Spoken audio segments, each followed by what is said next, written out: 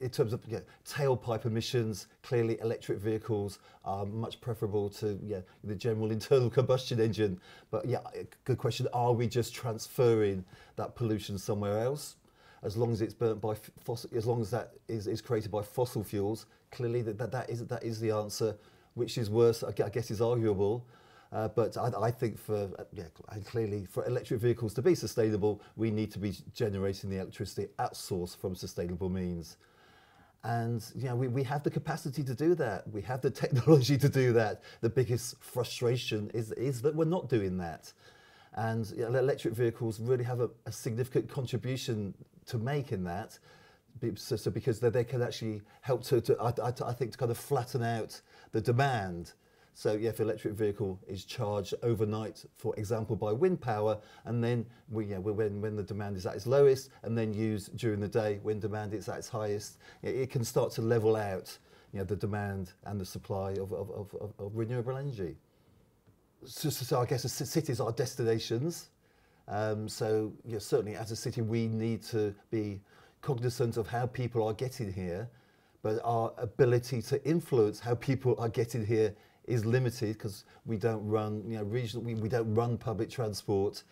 So we can try to influence people's choices by making public transport access into the city as easy and efficient as possible. So we're quite fortunate. We have a very good train network into the city. We've got quite a good and improving regional or sub-regional public bus network into the city.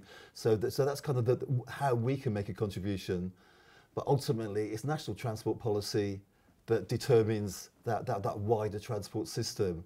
And often, as a local authority, it can feel very frustrating because it feels like we're trying to solve national transport problems locally, and we can't do that. Well, we certainly can't force anybody to do anything, but we can start to make the pricing much more realistic.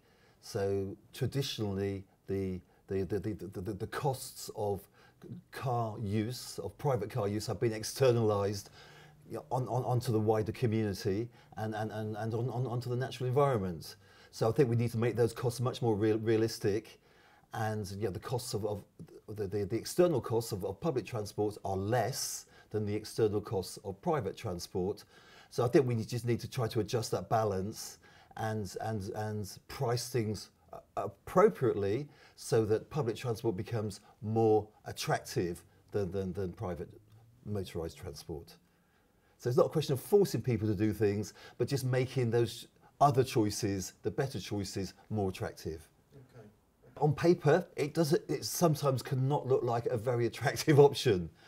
But yeah, to be fair to the train companies, they often do family tickets and you pay for 2 and 4 can go for the same price kind of thing. But I think it's very much about people kind of getting used to trying another mode of getting around. I think generally, once people try coming by train or coming by bus, often they can find the experience actually quite positive compared to travelling by private car, which certainly coming to Brighton Hove certainly at the weekend can be quite an unpleasant experience. People could end up queuing to get into the city in a traffic jam. They can end up queuing to get into a car park and then queuing to get out of the city. And that really isn't the kind of experience we want people to have when they come here. And often the trains are much quicker and it can be a much more pleasant experience. And once people start to learn and navigate their way through the complexities of the train prices in this country, they can start to find more attractive options. But it shouldn't be that difficult.